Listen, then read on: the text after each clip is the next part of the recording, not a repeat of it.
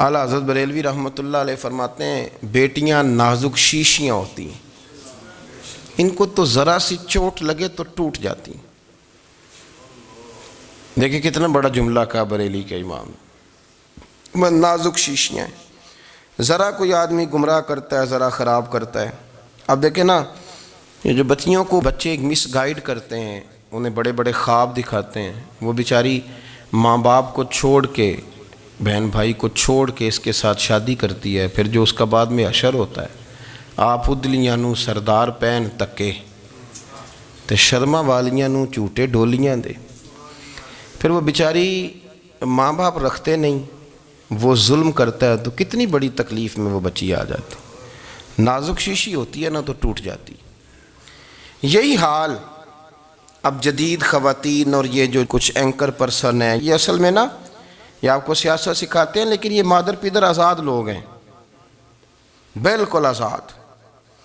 یہ تو علماء شور نہ کریں، بات نہ کریں، گفتگو نہ کریں، مشائخ بات نہ کریں، اور یہ جو کچھ سنجیدہ اور دینی طبقہ ہے یہ کچھ شور نہ کرے، یہ تو روڈوں پہ ننگے ہو کے آ جائیں معاذ اللہ۔ خوفناک نظریہ رکھتے ہیں یہ لوگ۔ عورت کو کہتے ہیں تیرے حقوق ہم تجھے لے کے دیں گے، مثلاً وہ کون سا حق ہے جو تم نے لے کے دینا ہے؟ میرے نبی کریم صلی اللہ علیہ وسلم اس کو بیٹی بھی بنایا ہے، اس کو بہن بھی بنایا ہے، اس کو ماں بھی بنایا ہے، اسے بیوی کا عالی شان رتبہ بھی عطا فرمایا ہے۔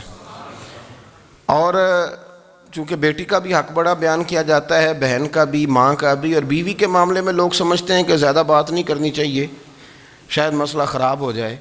حالانکہ نبی پاک صلی اللہ تعالیٰ علیہ وسلم نے بیوی کے بارے میں پتہ کیا فرمایا؟ فرمایا جب تم نکاح کر لیتے ہو تو اپنا ایمان محفوظ کر لیتے ہو۔ اب میں اس کی شرح نہیں کرتا، اب خود کر لیجئے گا کہ وہ ایک ایسی شخصیت ہوتی ہے کہ جس کی موجودگی میں آپ کا ایمان محفوظ ہے۔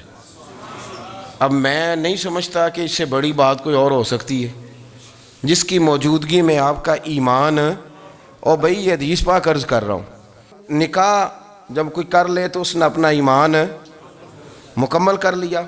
اس کا معنی یہ ہوا کہ آپ کا ایمان محفوظ ہے اس کی موجودگی میں، تو اس سے زیادہ بھی، یعنی ایمان سب سے قیمتی چیز ہے نا، تو اس کے محفوظ ہونے کی وجہ حضور نے نکاح بیان کر دی۔ اب میرا خیال ہے بی بی اگر کوئی اس سے بڑا حقوق مانگے گی تو بے وقوفی کرے گی۔ اتنا بڑا درجہ نبی کریم نے اسے عطا کر دیا، اتنا بڑا مقام دے دیا کہ تو خاوند کے ایمان کے محفوظ ہونے کا ذریعہ بن گئی ہے۔ عورت کو جو حقوق رسول کریم صلی اللہ تعالیٰ علیہ وسلم نے عطا فرمائے، نبی پاک نے جو حقوق دیے، دیکھیں نا، حضرت عبداللہ ابن عمر رضی اللہ تعالیٰ عنہ کی اہلیہ بیمار تھی، تو جلدی جلدی سے وہ آئے، تو جب بہت جلدی ہو، سفر بڑا شدید تھا، تو آپ نے جلدی سے نماز ادا کی، جلدی سے چلے۔ آپ کے خادم کہنے لگے حضور خیریت ہے؟ فرمایا میری بیوی بیمار ہے۔ تو اس نے عرض کی حضور آپ کی اہلیہ بیمار ہے، تو آپ نے نماز بھی جلدی سے پڑھی، سفر بھی جلدی جلدی کیا۔ تو فرمانے لگے یہ وہ چیزیں ہیں جو ہمیں مدینے والے رسول نے سکھائی۔ آپ اس کیفیات کو سمجھیں کہ حضور صلی اللہ علیہ وسلم نے درس دیا۔ اور پھر ایک اور بہت بڑی بات، یہ فضیلت کسی اور کو نہیں دی، جو عورت کو حضور نے فضیلت دی، یہ فضیلت کسی اور کو نہیں دی۔ کبھی حضور نے فرمایا کہ تمہارا ابا تمہارے ساتھ بہت سخت رویہ کرے تو تم نے اس کو اس سختی پر داد دینی ہے؟ فرمایا چلو اگر وہ زیادتی بھی کرے تو تم نے اس کے ساتھ سلوک اچھا ہی کرنا ہے۔ لیکن آپ ایک بات کو سمجھیں نا کہ بچے کے بارے میں، بیٹے کے بارے میں، بیٹی کے بارے میں فرمایا 10 سال کے ہو کے نماز نہ پڑھیں تو سختی کرو،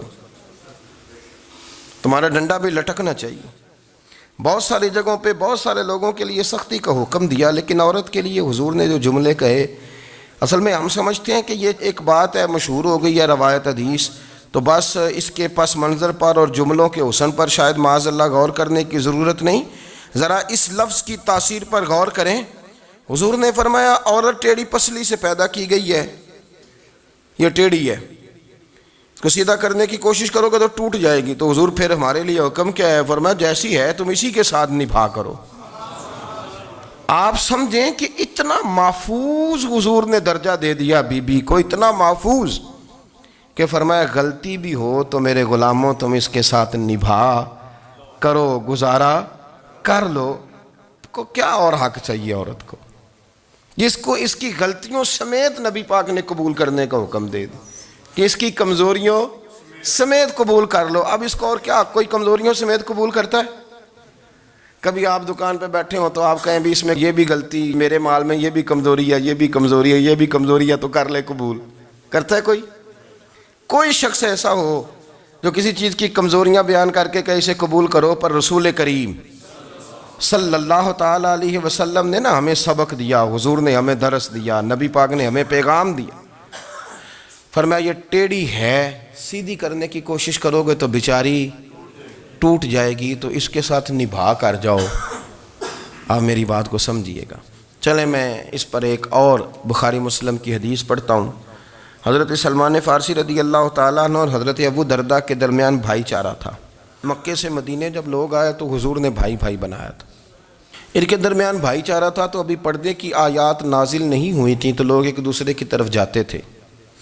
حضرت سلمان فارسی رضی اللہ تعالیٰ عنہ حضرت ابو درداء رضی اللہ تعالیٰ عنہ کے گھر میں تشریف لے گئے تو دیکھا کہ ان کی بیوی بڑی غمگین بیٹھی ہیں. تو ہم نے فرمایا بہن کیا ہوا؟ تو کہنے لگی تمہارے بھائی کو دلچسپی کوئی نہیں رہی، ہر روز روزہ رکھ لیتا ہے اور ساری رات نفل پڑھتا ہے. حضرت سلمان فارسی کہنے لگے ٹھیک ہے کر لیتے ہیں بندوبست. نماز دین ہے کہ نہیں؟ دین ہے نا یہ چیزیں.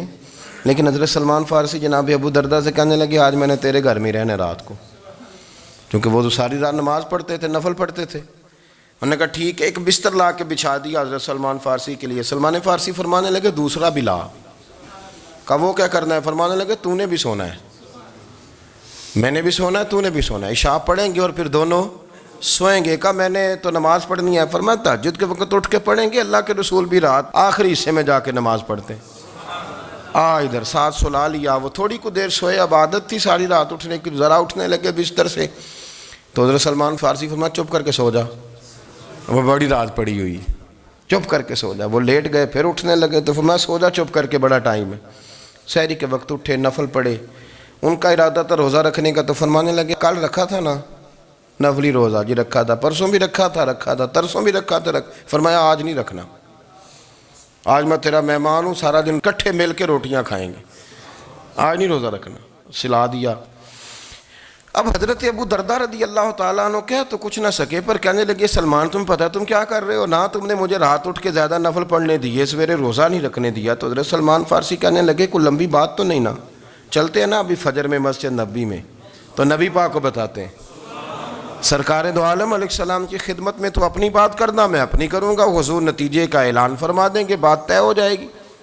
حاضر خدمت ہوئے، عرض کی یا رسول اللہ صلی اللہ تعالیٰ علیہ وسلم یہ ساری رات نفل پڑھتے ہیں، ہر روز روزہ رکھتے ہیں، ان کی اہلیہ غمگین بیٹھی ہیں، حکم فرمائیں.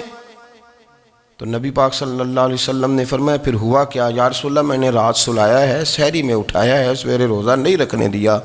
نبی پاک نے فرمایا سلمان فارسی نے ٹھیک کیا ہے، سلمان فارسی نے ٹھیک کیا. پھر حضور نے فرمایا، نبی کریم نے فرمایا ابو درداء تیرے اوپر اگر اللہ کا حق ہے، اس کے رسول کا حق ہے، دین کا حق ہے، تو فرمایا تیری آنکھ کا بھی تیرے اوپر حق ہے، تیرے وجود کا بھی تیرے اوپر حق ہے. یہ حضور نے فرمایا تیرے بچوں کا بھی تیرے اوپر حق ہے، تیری بیوی کا بھی تیرے اوپر حق. اس حق کو بھی سمجھے. حقوق اللہ بھی ہیں، پر تیری آنکھ کا بھی تیرے اوپر. کیا مانا کہ تیری آنکھ سونا چاہتی ہے تو اسے سلا بھی، تیرے وجود کا بھی تیرے اوپر حق ہے. تو تیرا وجود آرام کرنا چاہتا ہے تو اسے آرام بھی کرا. اور پھر وہاں نبی پاک صلی اللہ علیہ وسلم نے فرمایا میں تم سب، سننا یہ لفظ حدیث کے، حضور نے اسی موقع پر فرمایا میں تم سب سے زیادہ اپنے رب کو جانتا ہوں اور میں تم سب سے بڑھ کر اپنے رب سے ڈرتا ہوں. حضور فرمانے لگے میں روزہ بھی رکھتا ہوں، افطار بھی کرتا ہوں، یعنی کبھی رکھتا ہوں اور کبھی نہیں رکھتا.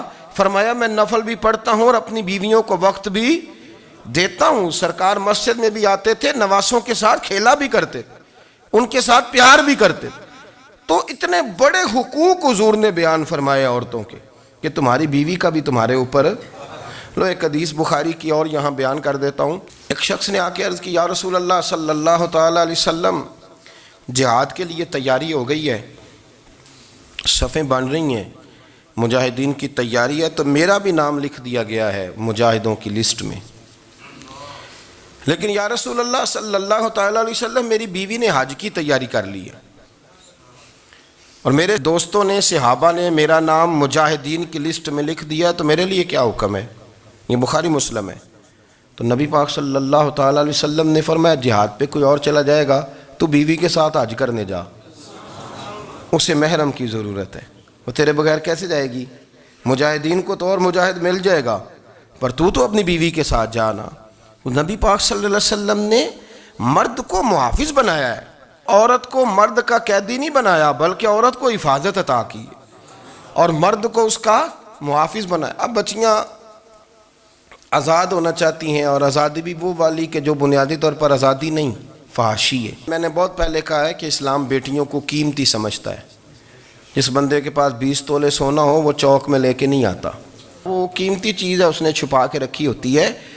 تو جو نبی پاک صلی اللہ علیہ وسلم کا کلمہ پڑھنے والے بیویاں، اسلام انہیں قیمتی سمجھتا ہے، کہتا ہے کہ تم قیمتی ہو لہذا گھر کے اندر رہو، تم باہر نہ ہو۔